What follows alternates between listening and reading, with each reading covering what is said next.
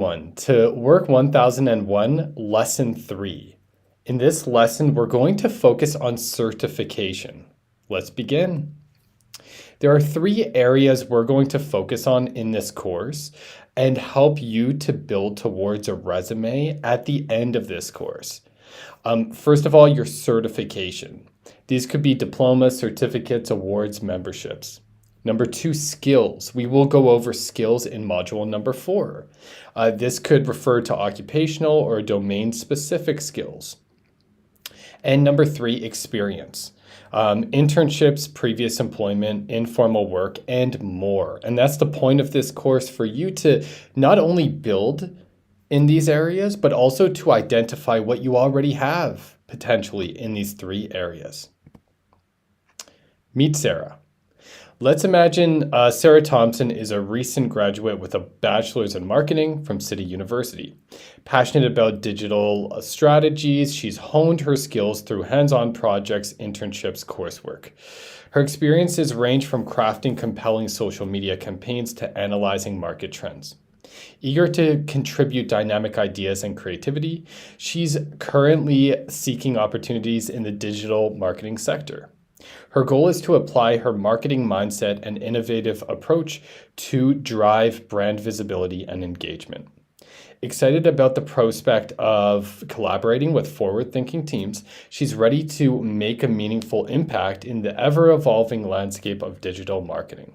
So before we talk about ways to build Sarah's certification, we need to start off by thinking about what are the keywords in this introduction.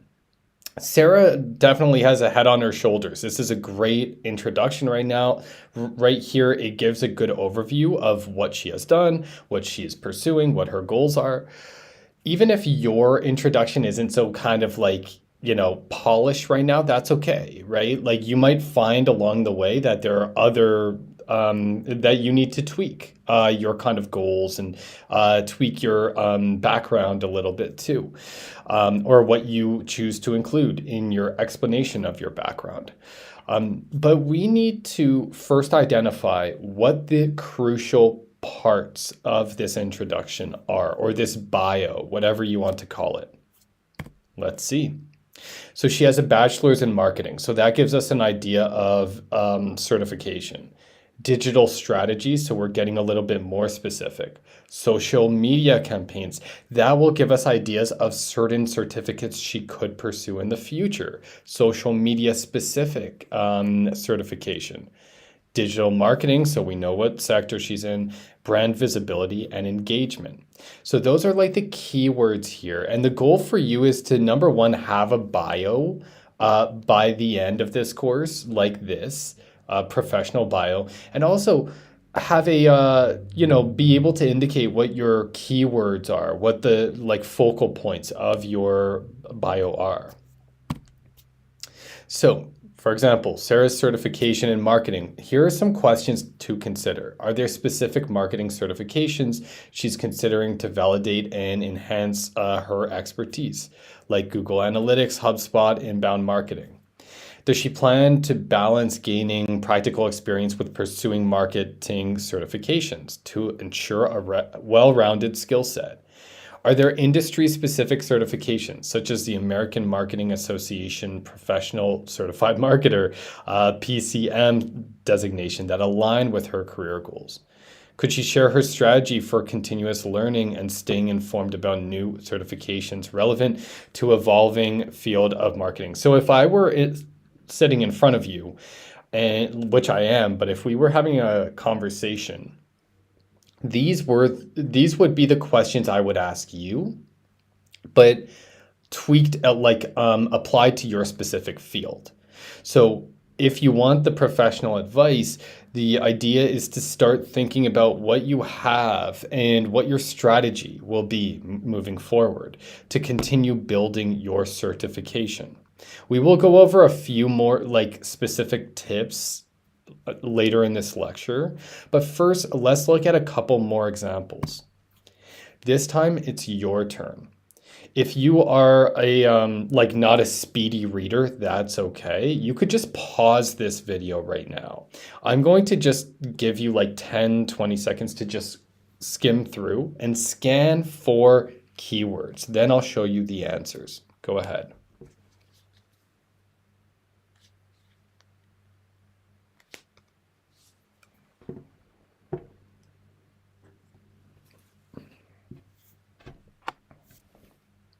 Okay, great. What are some keywords for Alex? Computer science. We know what his sector is.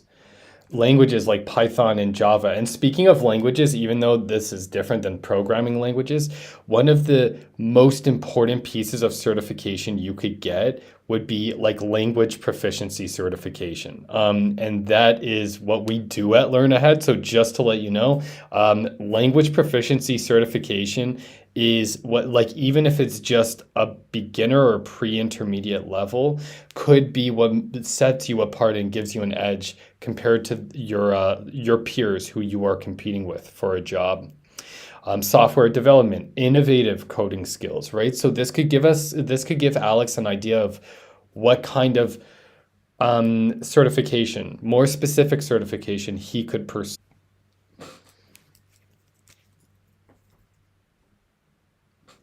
All right, folks, and finally, let's try this with Emily. Again, I'm going to let you just read this for 10 seconds, okay? And then after that, just scan for keywords, and after that, I'll show you the answers. Go ahead.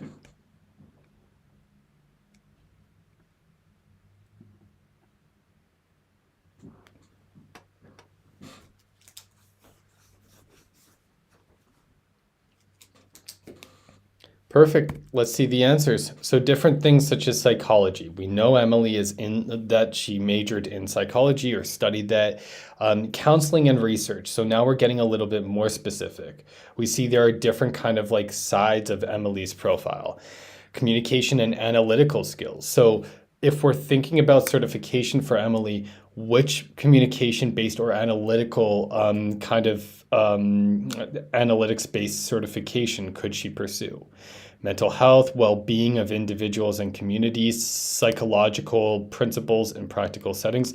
So the first thing for you to do is to take your sector and find more specific avenues within that sector that you're interested in.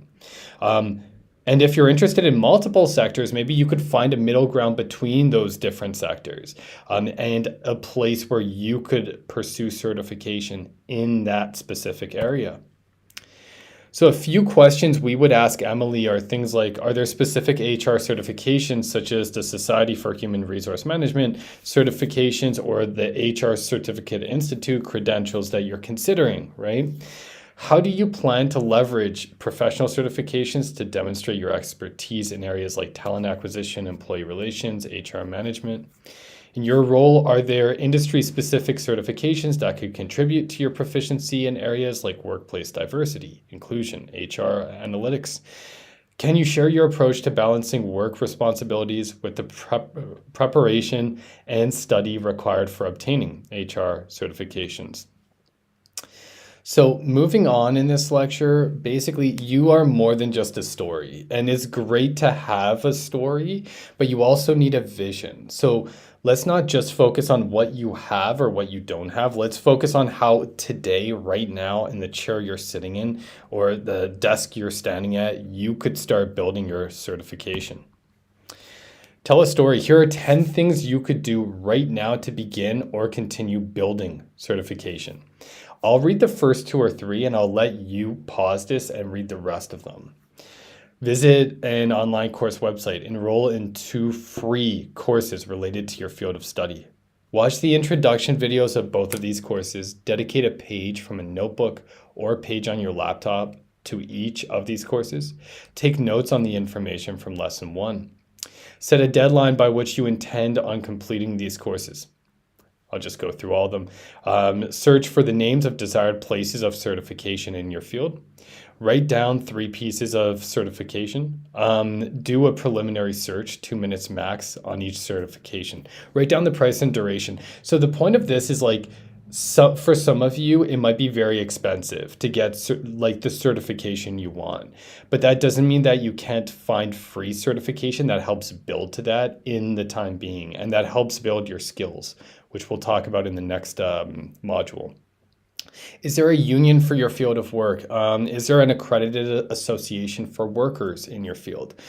Find a free webinar, online conference, or virtual professional development event in your field of work. Enroll in it. Write down the date of 2 of the above events in a digital or paper-based calendar so you don't forget. All these things you see in front of you, you could do for free right now, and they are actions that really make a difference in getting started on building certification. Okay, we will wrap up right there and we will start with lesson 4. Welcome everybody to lesson number 4 in work 1001. In this lesson, we're going to focus on skills and building your skills. Here are a few hard skills employers look for. And if you don't know the difference between hard skills and soft skills, we have a little explanation in the box below in the resources attached to this video. But let's look at a few examples. I'm going to first read off some from my sector that I am in, and then you could spend a few seconds silently reading the rest, okay? So I am in, you guessed it, education and training.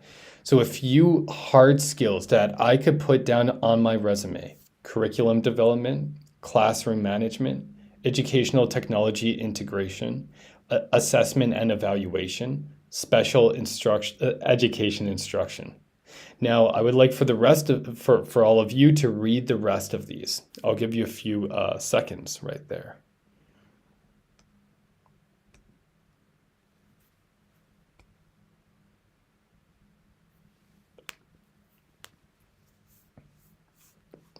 Okay, great. Hopefully you see either a sector that you're in or a related sector. And if you don't see any related sectors here, that's okay. We have a big page with different sectors, different hard skills on welearnahead.com. So you could check that out. We'll put the link underneath this video. But basically, if you don't see your sector here, just start making a list of different hard skills that you may need to really not just survive, but to strive in your field and to really set yourself apart from the competition in the jobs you're applying for. What skills do employers in your field work for or look for, sorry? Think about that for a moment. I'll give you a few seconds. You could pause the video here if you need more time.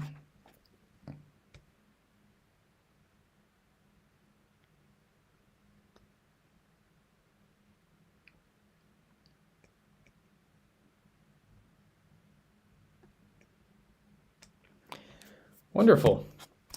So let's move on to soft skills now. These are soft skills that really apply to any field of work. No matter which field of work you're in, these could be useful. All right. I guarantee you could tell me the field of work and I will tell you how this could be useful in a certain scenario. But of course, we need to prioritize some over others. So what I'd like for you to do is spend a moment just writing down a few of these skills that you possess. Choose 5. So by possess, I mean the skills that you excel with, that you have developed the most. That doesn't mean that you're done developing, and that doesn't mean you haven't developed the rest of them. That just means on the spectrum of like most developed versus least developed, you could say compared to other people around you, you are more positive than most people. You're more culturally aware, or you're more creative. So go ahead, I'll give you a few seconds. Again, pause the video if you need more time.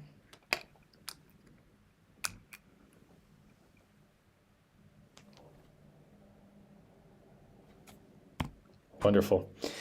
Okay, tell a story. Here's an example of somebody telling a story about how they've developed a skill. I was once hesitant to speak up in meetings, fearing judgment. Determined to change, I joined a public speaking club. Week by week, I faced my fear head on, practicing speeches and receiving constructive feedback. With each session, my confidence blossomed. Soon I volunteered to lead team discussions, articulating ideas with clarity and conviction. My newfound skill didn't just transform my professional life, it empowered me in social settings too. Now I relish opportunities to share my voice, knowing that each speaking engagement strengthens my communication skills. Conquering my fear was more than just a personal triumph, it was my greatest asset. Employers want to hear how you have developed, how you have grown. Here's another example. This time I'll let you read independently. I'll give you a few seconds. Again, pause the video if we're going too fast.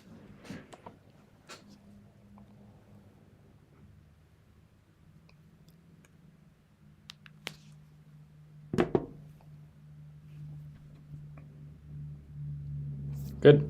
This is a great one right here. Procrastination. Lots of us struggle with it, but that doesn't mean that you can't get better and that you can't reflect critically on it. So, going into a job interview or even just approaching it with an application, resume, cover letter, and talking about how you have overcome some of these challenges could really make the difference. Final example right here of telling a story. I'll give you a minute to read.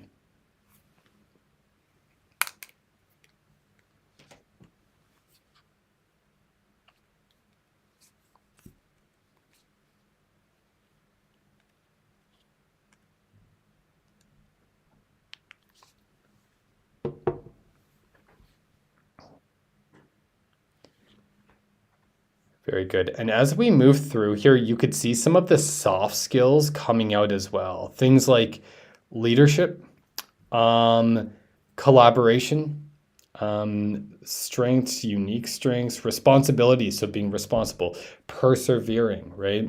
So these are some of the soft skills coming out throughout your story. Make sure you have those buzzwords and keywords incorporated into your story.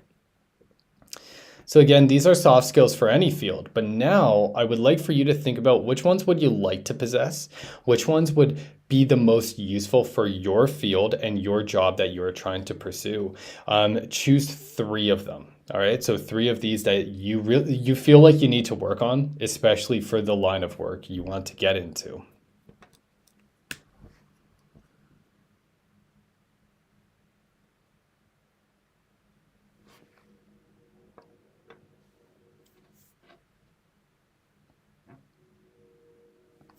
Wonderful.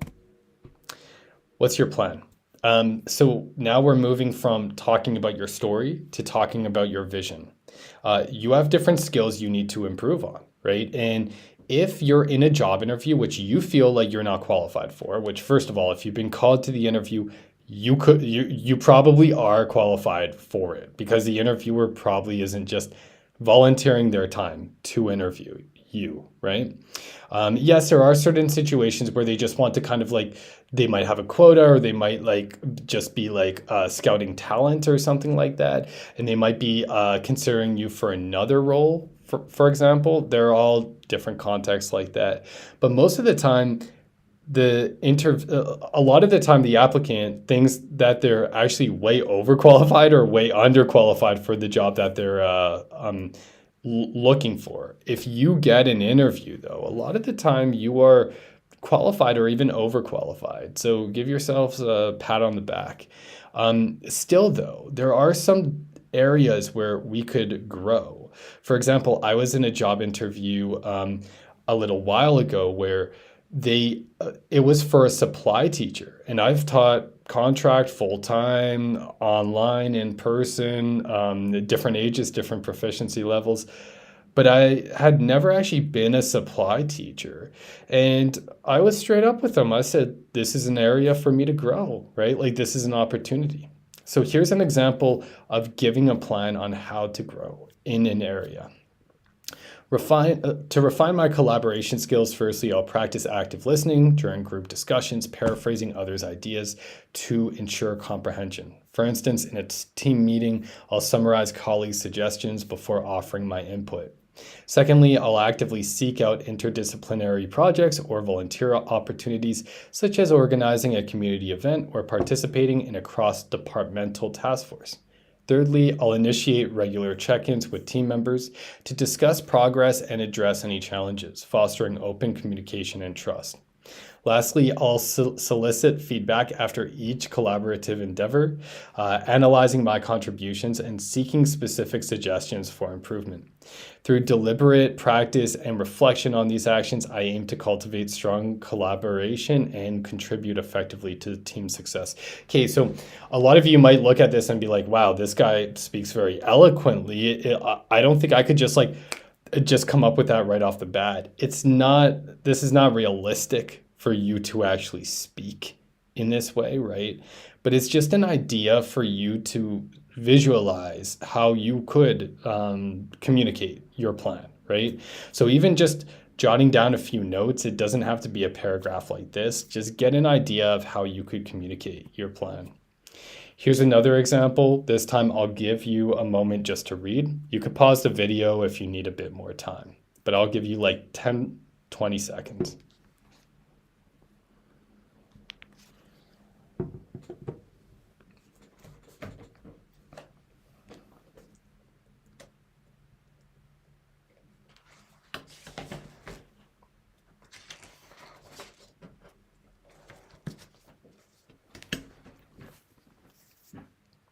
Great. So even just scanning through this, the names of books, specific books, the names of specific languages and nationalities, the names of specific celebrations, right? So being specific and, giving hypothetical situations of how you could develop your skills. If you don't feel like you have the skills fully developed yet, that's okay. Give them a plan, but don't cut yourself short. Don't undersell yourself by saying, I don't have those skills at all, because most of the time the skill we have, it's not black or white. It's not like you have it or don't have it. It exists on a spectrum. So you've had some exposure, some development of that skill, but you need more opportunities, and this job is the opportunity to continue that development. Develop your hard skills. Identify the skills that you possess, identify the skills that you need. Do online courses, just like we spoke about in Module 3, internships, personal projects, joining professional associations. We spoke about that last module. Networking events. This is an area to build skills too.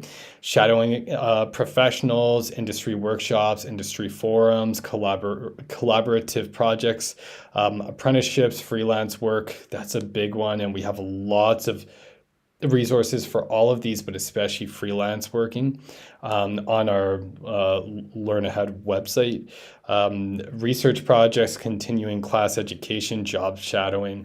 A lot of these are free and they're voluntary. And I know that sucks when you graduate and you need to pay your student loans, but sometimes that's how you get your foot in the door. So if you have skills, even if you've just started developing them, it's not about like saying you have them or not, because the employer will usually believe you. But even if they believe you, there's a difference between just saying it and proving it. Because then they don't just believe you, they visualize you having that skill, and they could picture you actually applying that skill to the work you would be doing.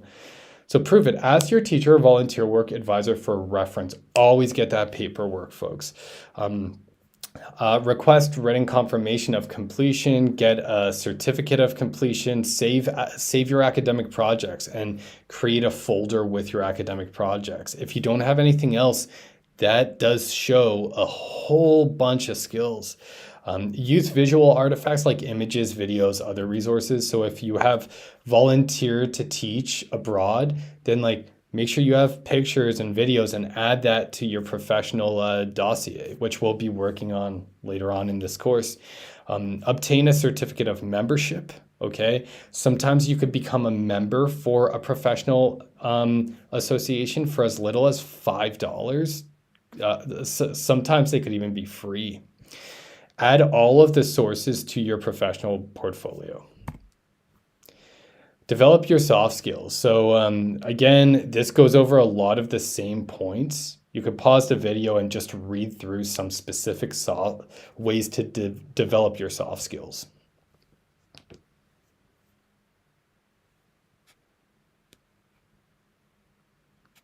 Great. If you need more time, go ahead and pause it. But long story short, if you don't feel like you have some of these soft skills, one other thing you could do is to imagine a role model in your sector. And that could be somebody you know, or it could just be somebody on social media. And I know on social media, people usually show the highlights, not the lowlights. And sometimes it's not very realistic, but there are a lot of people out there who do give you kind of like, like the honest overview of the job that you're pursuing. So that could be a great way for you to like see the soft skills that they express or not express, or and find ways that you could develop those soft skills too. You could also ask them for advice. In a nutshell, think about these kinds of questions. What technical skills did you acquire during your academic studies? Okay, including programming languages, software tools, technical competencies. Have you undertaken any personal projects, such as creating a website, developing an app, or initiating a community project? Any of you could start freelance work right now, if you really wanted to, just to get your foot in the door and get a little bit of experience. How have you developed soft skills such as communication, teamwork, time management? Have you attended any workshops, seminars, or online courses to enhance your professional skills? You are skilled. You are improving your skills. You just need to prove it. We all have experience. So more questions right here. Have you completed any internships or volunteer positions from your academic studies? Can you highlight significant academic projects that required practical application of your skills? Were you involved in any leadership roles in student organizations, clubs, academic projects? Have you participated in any research projects, either individually or part of a team? What methodologies did you use? Which skills did you develop? And did you participate in any extracurricular activities or competitions that showcase these soft skills like teamwork, communication, problem solving? I'll see all of you in lesson number 5.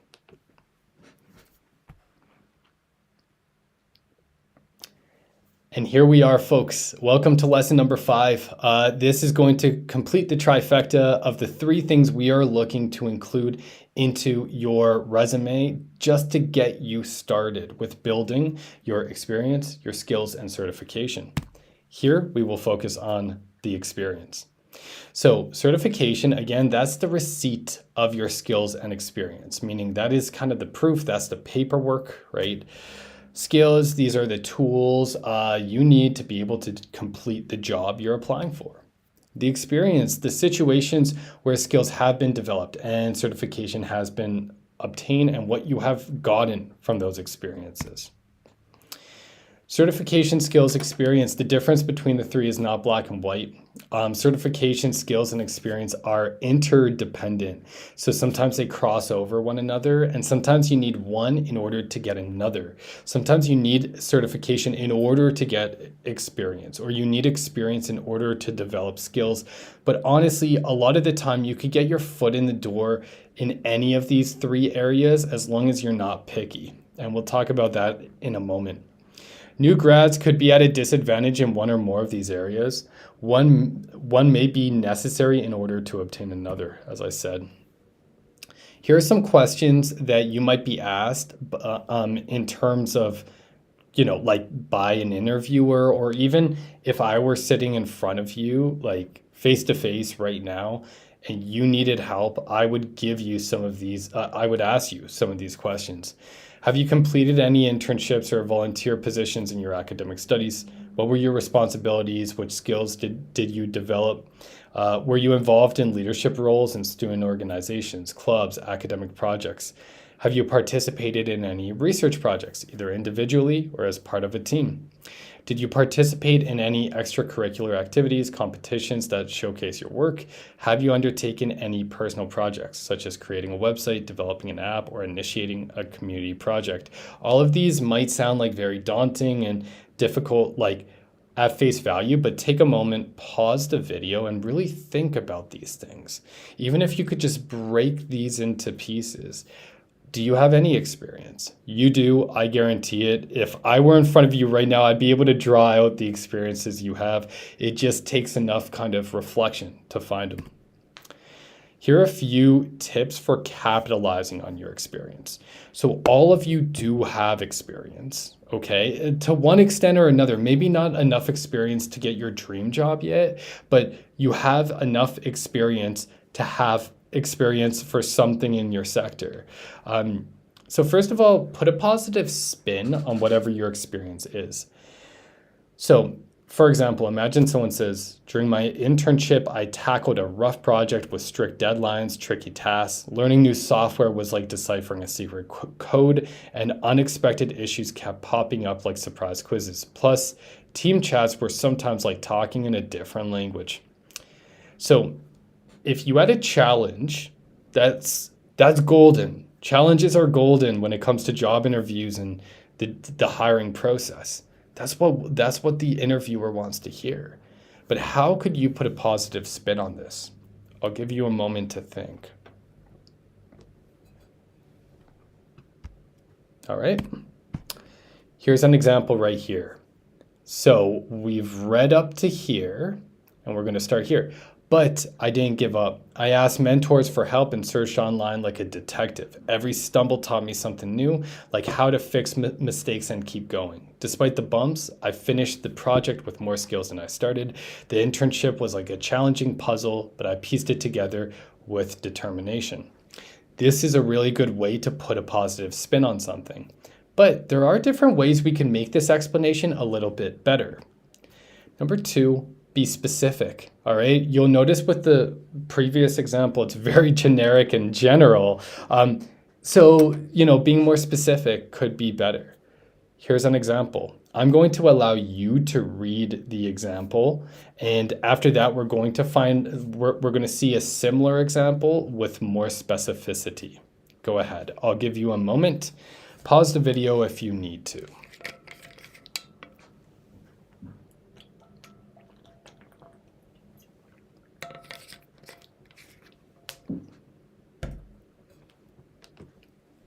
Okay, we're moving on. So here's the more specific, detailed version of this. In the thick of my studies, I faced a daunting research project, analyzing the impact of climate change on local ecosystems. Wrestling with complicated data sets and statistical models, I felt like swimming in uncharted waters. Balancing this with my regular coursework was like juggling flaming torches, nerve-wracking and exhausting. Yet I persevered. Seeking guidance from professors, I delved into extensive literature reviews and conducted field research, braving adverse weather conditions. Each setback, whether it was software crashes or experimental errors, taught me resilience and resourcefulness. Despite the challenges, I emerged with valuable insights into data analysis and ecological research. This project, though arduous, crystallized my passion for environmental science and equipped me with skills I'll carry into my future endeavors, like a seasoned explorer emerging from the wilderness, stronger and wiser. And finally, the final tip for capitalizing on your experience is to apply it to the position itself. So I'm going to give all of you a moment just to read through this scenario, and then we'll see the modified example.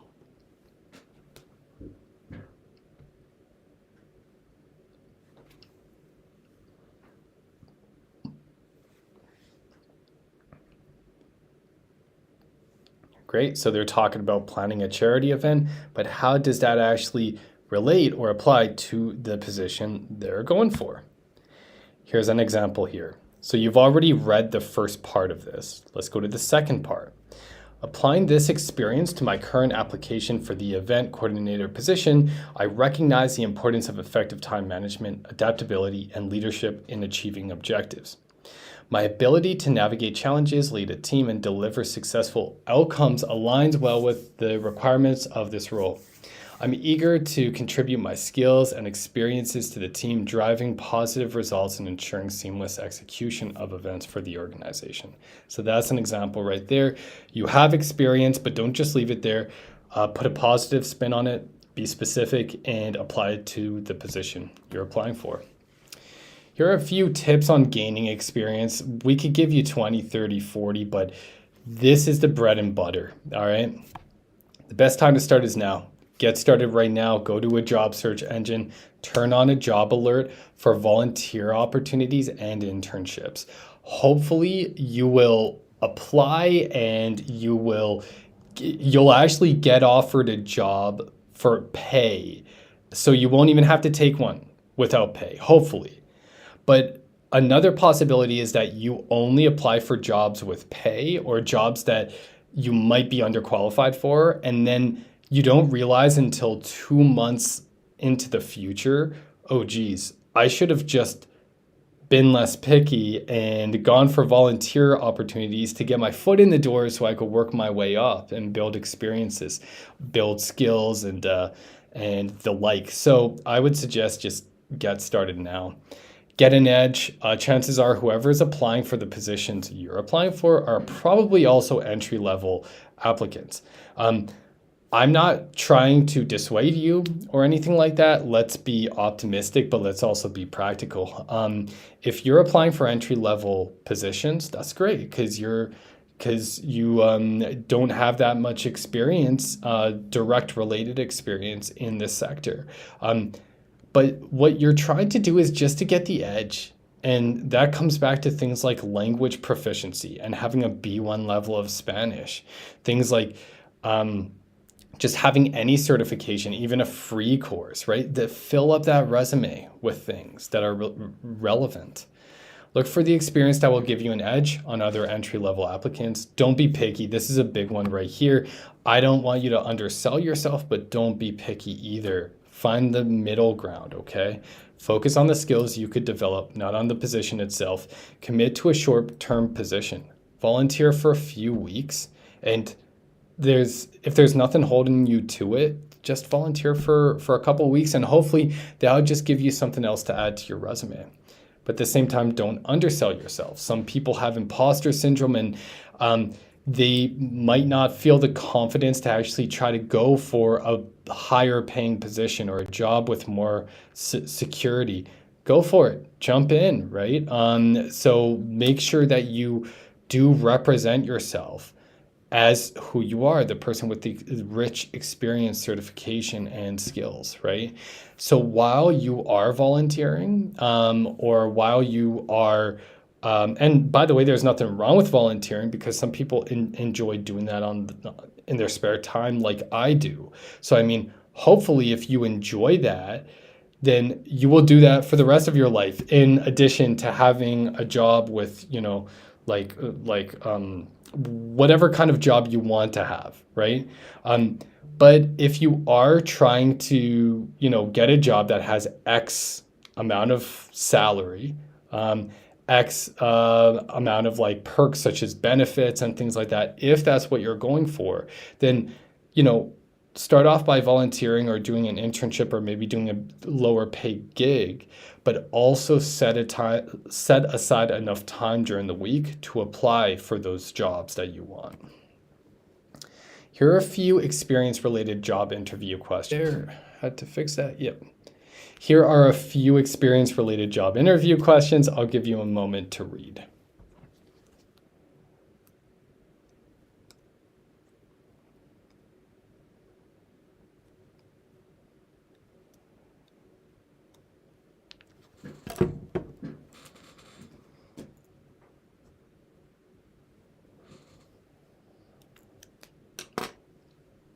Great.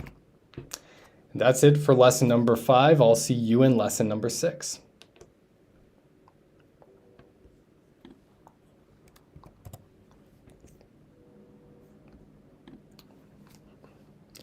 Hello everyone, welcome to the final lesson in Work 1001, sorry everyone, just a second, just making sure it's working, okay. Hello everyone, welcome to lesson number 6, the final lesson in Work 1001, resume building with no experience. In this short lesson, we're going to introduce you to your final assignment and also on future directions. Let's begin. So first of all, complete your cumulative assignment. Use a digital tool such as PowerPoint, Google Slides, Google Docs, Padlet. We have another list of potential e-portfolio builders for free that you could use. Make sure one page is dedicated towards that has your kind of information. So your name, a picture of you, educational information, desired position, whatever else you think could be useful. One page dedicated to certification, one page dedicated to skills, and one page dedicated to experience. If you're using not pages like in a slideshow presentation, but if you're using something like Padlet, then you could have different tabs dedicated to them. Okay? Future directions. This course right here was just the prequel to another course we have, Work 1002, where you will actually receive extensive feedback on everything from your professional portfolio, your professional philosophy, your resume, your cover letter, you name it. And we're going to go into specific areas of your sector and your subfields to ensure that you know exactly how you could build your experience, skills, and certification right here, right now. You will also get a certificate upon completion. We have dozens of field-specific employment-related resources. We also have other video courses, such as courses in different languages, courses in different specific areas of different sectors to help you to develop your skills, and we will always issue you with a certificate that you could add to your portfolio. You will have access to instructors with professional and academic experience. If you're interested, just visit us at www.welearnahead.com. It's been a pleasure speaking to you and walking with you through this experience. We hope that you enjoyed this short mini course, and we hope we see you soon. Take care and happy learning.